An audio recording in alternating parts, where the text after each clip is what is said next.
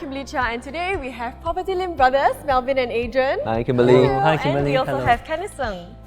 Hi. Alright, okay, so I've heard of this saying in Singapore, which is buying a house is easy, but selling a house is very difficult.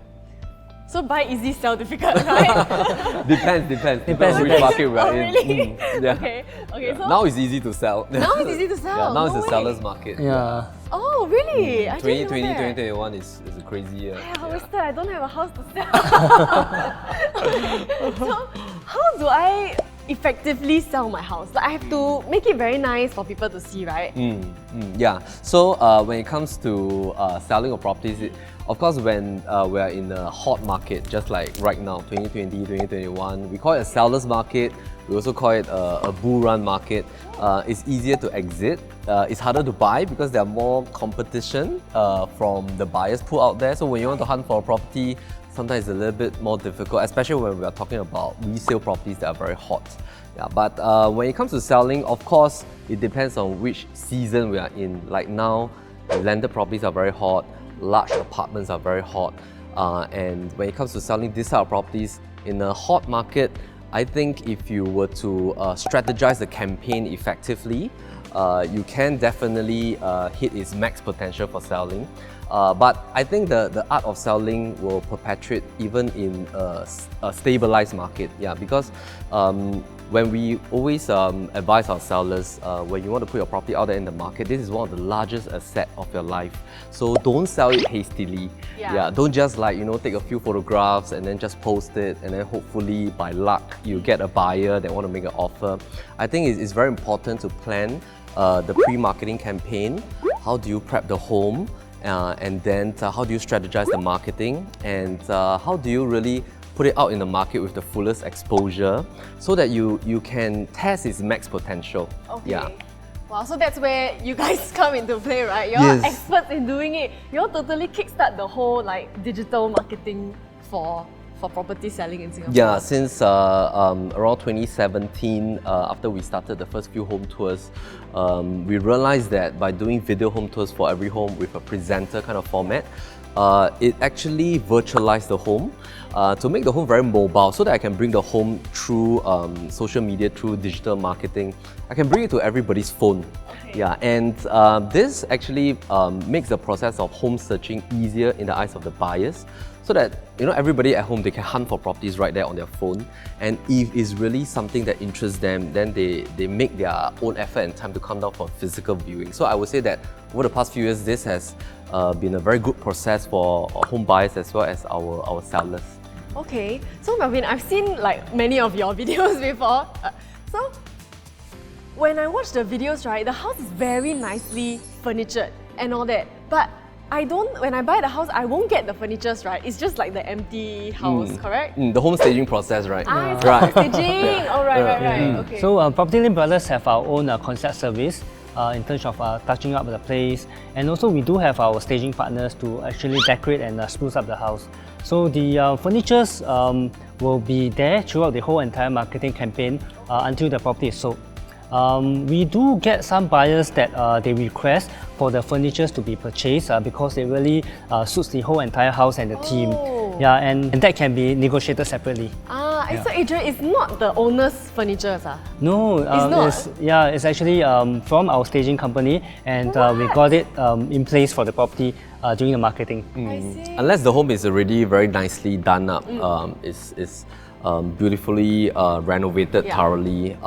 But most of the time, close to about 90% of our homes, we will bring in staging furnitures, or we'll tweak a little bit here and there, just to make sure that the entire experience of the home tour filming, as well as the physical experience of the buyer coming in to view the place, is a good experience. Yeah, I think that's the reason why Singaporeans love to go to show flats. Yes. Yeah, because very pretty. You the go in and you're like, oh my god, so luxurious. I want to buy this now. Yeah, because we're all human beings. We like to see, touch, feel. We like to experience, and we want to make sure that this place that we're going to put in such a huge amount is going to be a long commitment for the next 20-30 years. We want to be very sure that we feel good about the home, and we've done the homework, numbers, analysis. And so home staging plus the entire process of planning to touch up the home, before we put it out in the market. This caters to the emotional part. It also caters to the feel-good factor. Then combined with the analysis portion in the home tour, that forms like a complete campaign to market the home. I see. Okay, so I know to effectively sell the house, right? I've heard some of my friends talk about something called like a bridging loan. Cannis, is it something like that? Do we need a loan also if you're selling a house? Okay, so how that process basically works when a bridging loan is activated is that basically what happens is that you're selling the property, okay, but okay, you haven't gotten your money back yet. Okay. So typically speaking, usually you would use your CPF, okay, to fund the property purchase. Okay. So usually what happens is that this process of your CPF monies being refunded to your CPF account and you being able to deploy this CPF monies again to fund the new purchase, that takes generally around 4 weeks from the completion of the sale of your property and when you complete your new purchase. So because of this duration of time, that's where usually we would advise you at the start, hey, look, there is this gap. Okay, there's this gap in timing. You probably need to take a bridging loan, okay, of whatever amount that you need to bridge, so that you can enable you to purchase this property and you can move in efficiently at your timeline. Also, the bridging loan is for buyers. Sorry? Sellers. It's generally, it's when you are selling one property Oh, while when you want to buy concurrently the second buying one. the next property. Oh, Yeah. I see. Okay, sorry, I was confused there. It's to bridge the funds from the selling part to the buying part. That's why it's called a bridge lah. Yeah. Right. Oh, so interesting. Okay. So what if, like, I bought a condo, let's say lah, together as a couple, and then now I want to decouple and then I want to buy another house. That's possible also, right? That's possible. It's very popular right now. I think Cannis has a lot of business doing decoupling. Oh, really? Yeah. Please share with us some of your experience. So it's basically what we call a part share or decoupling process, whereby basically what it means is that party A buys out your share, okay, of party B's share in this property. Right. So that enables party B, okay, to be unencumbered, okay, to once again get a fresh loan of up to 75% and also not to pay any additional buyer stamp duty.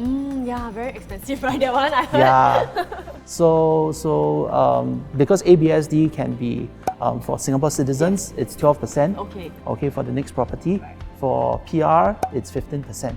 Okay, for the next property. So with some of this strategic realignment, okay, of your properties, you can actually very legitimately save money.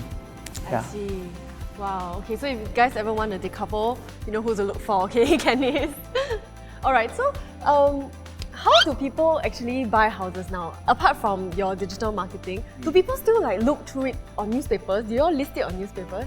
So when we started 15 years ago, there was only newspaper, and then of course a couple of years later, which is about I think 13 years ago, the rise of portals came up.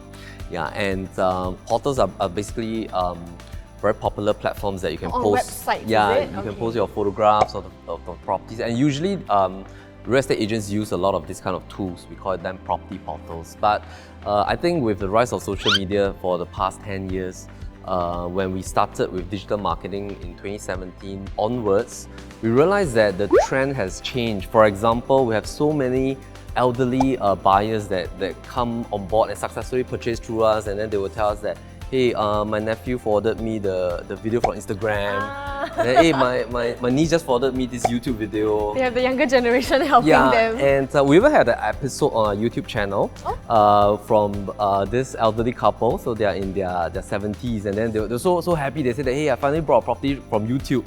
And so they were at home surfing through, and then they saw our ads through the YouTube channel. And then they saw the property, they fell in love with it. So when we first met them through the physical viewing, they said that, hey, I already viewed this home tour for 3 rounds. I want to see the real thing now. I'm ready to see the real thing. So I think even most people in Singapore, I think they are already very used to hunting properties from their phone. Newspaper, I think there are some people still advertising on it, so I wouldn't say that it's totally not popular, but I would say that definitely close to 90% of buyers, they all come through either portals or social media. In fact, I think we did a rough gauge. Close to about 60-70% of the buyers that come to view our properties, they come through the platforms of Facebook, Instagram, YouTube.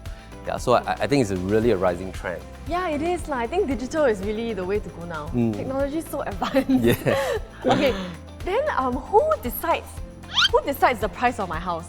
Like I can just tell you, oh, I want to sell this house, but I cannot say, oh, I want to sell this at 2 million. Cannot, not possible, right? Yeah. So who decides it? Yeah, so Singapore is a very transparent market, right? Okay. So sellers have tools at their disposal, buyers also have tools at their disposal. Right. And then we have one party in the middle, which is very important, which are the banks. Yeah, so usually when a seller wants to sell their property, they will call their own bankers, and then they will ask for a range of valuations from different banks to see what's the market valuation. The buyers also will do their homework and due diligence before they make an offer.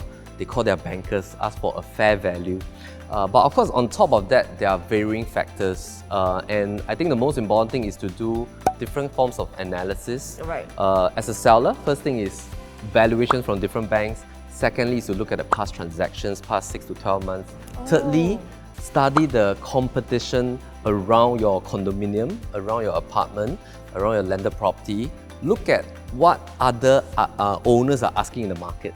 Yeah, so that you can go into the minds of the buyer when they are hunting for a property, what are their choices, and then you can price it accordingly to a very nice sweet spot that don't scare away your buyers, yet attract the buyers to come. Yeah. Ah, I see. Wow. So I think it's about finding that sweet spot. Yes, it is. Okay, so we have you guys to help us lah, right? Definitely. If you ever want to buy a house. No, this proves the saying is correct.